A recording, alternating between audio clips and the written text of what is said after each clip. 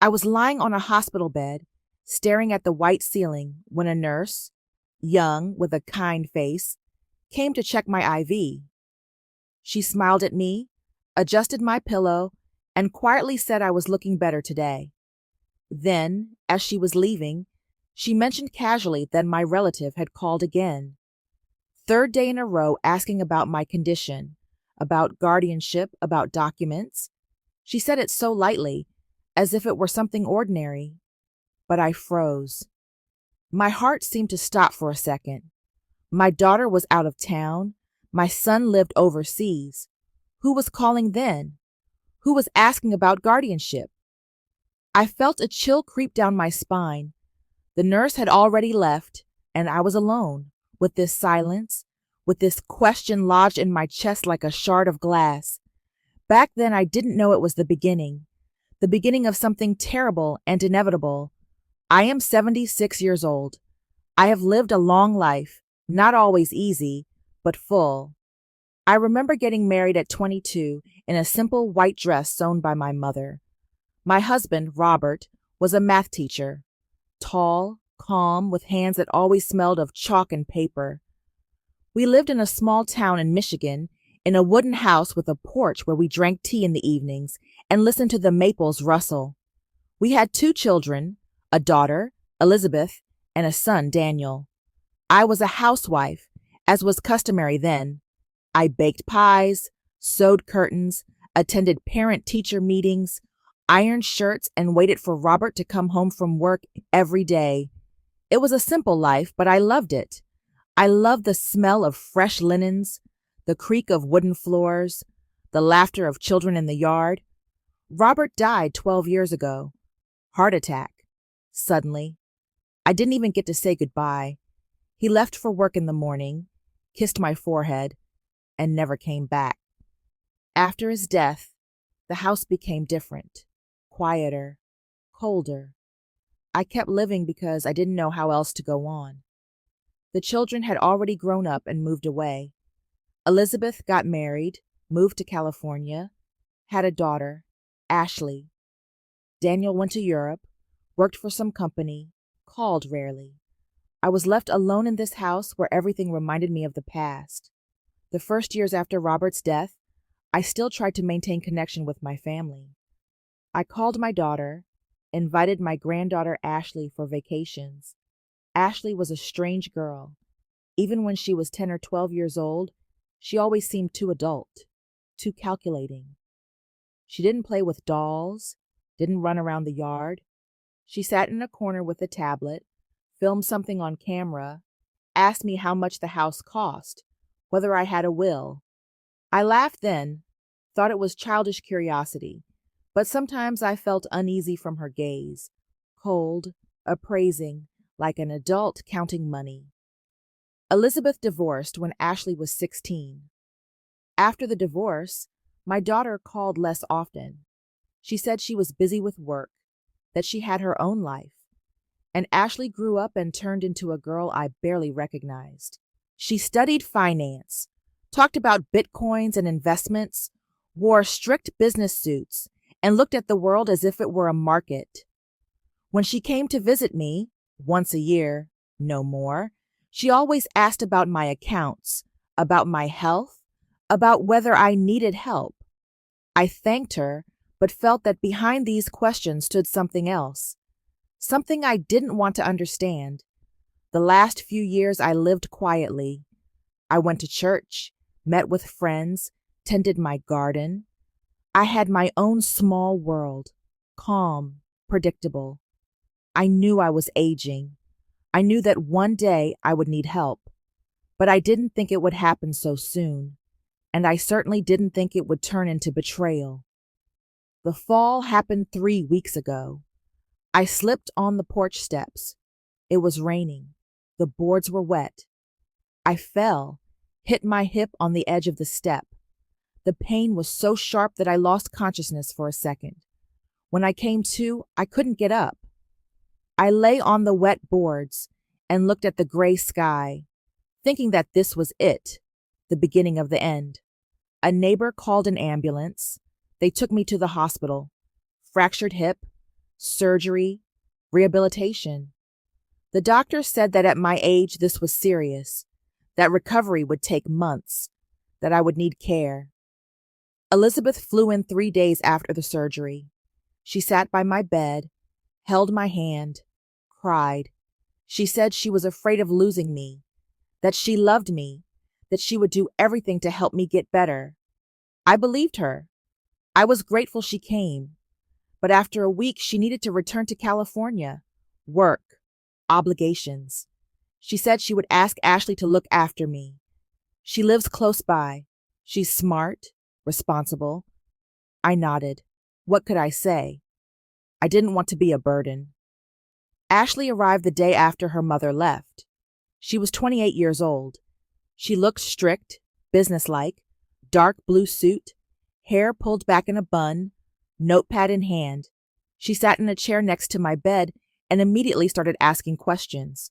What documents I had, where my bank cards were kept, whether I had a power of attorney, who had access to my accounts. I answered slowly, confused. I felt awkward talking about this. Ashley wrote everything in her notepad without looking up. Her face was impenetrable. When she finished, she said she understood how hard this was for me now, but we needed to be realistic. I would need long-term care. Perhaps we'd have to sell the house or arrange guardianship. She could help. I felt something tighten inside. Sell the house? Guardianship? I had just fallen. I hadn't even gotten out of the hospital bed yet. Why the rush? Ashley started coming every day. She brought me food, helped the doctors, talked with the nurses. On the surface, everything looked caring, but I felt something wasn't right. She talked too much with doctors in private.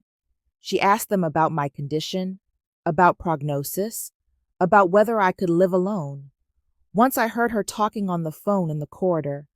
She was saying that she understood, that documents needed to be processed as soon as possible. While I was in the hospital, it was easier that way. I froze. What documents was she talking about? Who was she calling? I started watching her more carefully. I noticed she always carried my phone with her. She said it was for convenience, to answer calls, but I remembered I hadn't given her permission.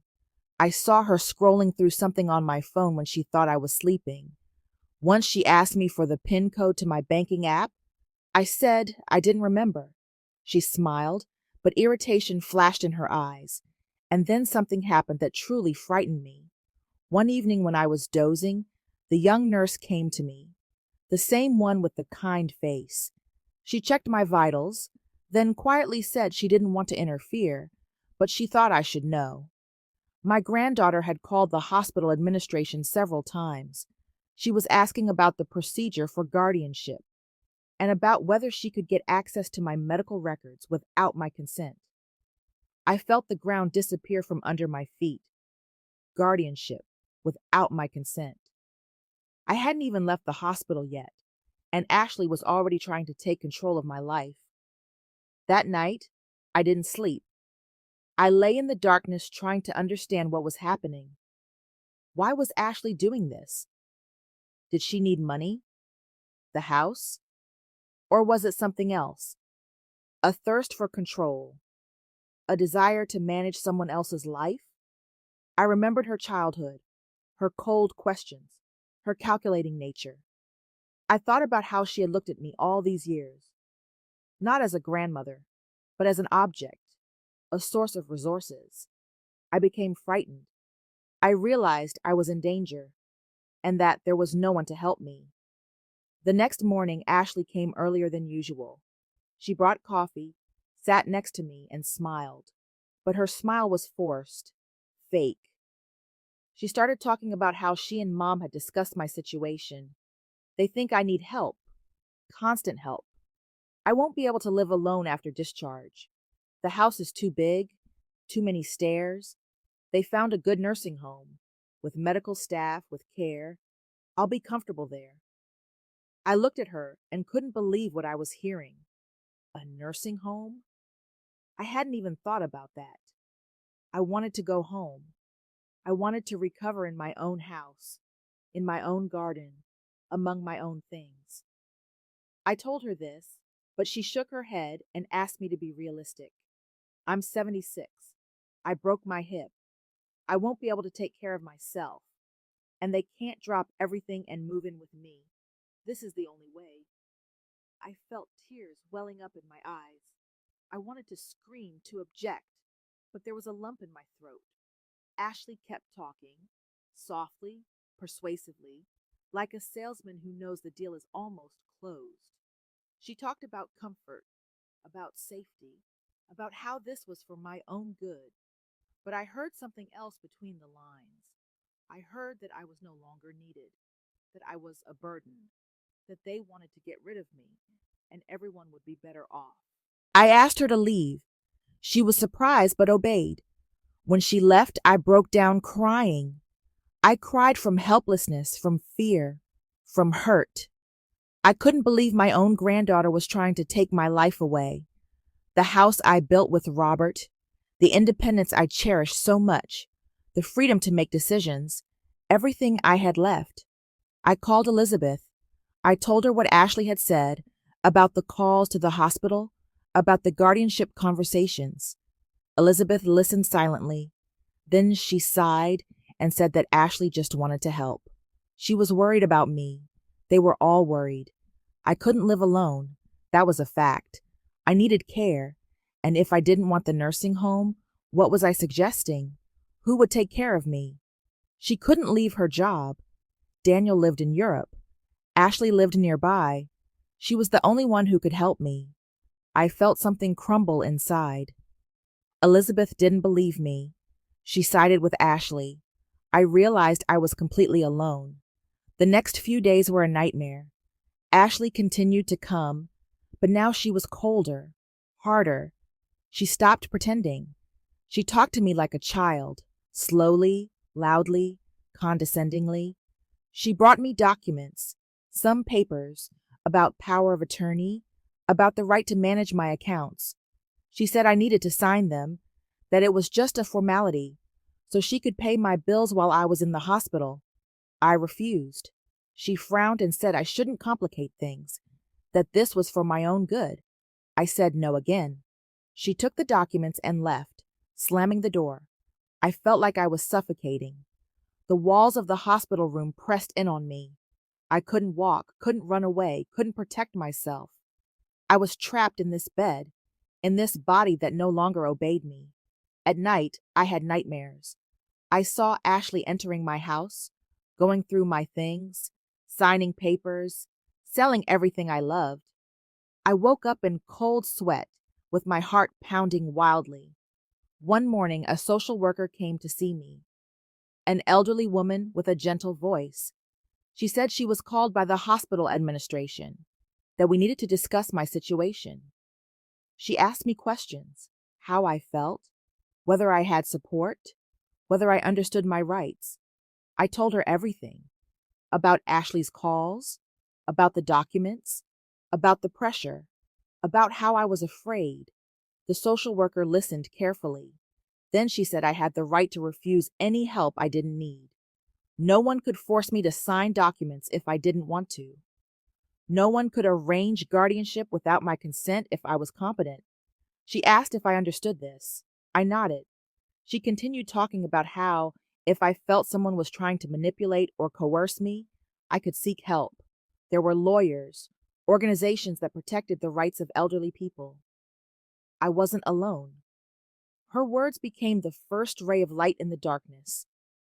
I understood I had a choice, that I wasn't helpless, that I could fight. I asked her to help me find a lawyer. She gave me contacts for several organizations. I called one of them. A lawyer, a young man with a confident voice, listened to my story. He said the situation was serious but solvable, that I could process documents that would protect me from unwanted interference, that I could specify who I trusted and who I didn't, that I could block access to my accounts and medical data. He said the law was on my side. As long as I was of sound mind, no one could take control of my life away from me. I felt something awakening inside me. anger, determination, strength I had forgotten about.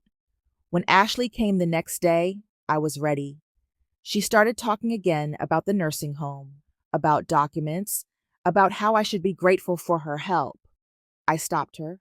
I said I knew what she was doing. I knew she called the administration, asked about guardianship.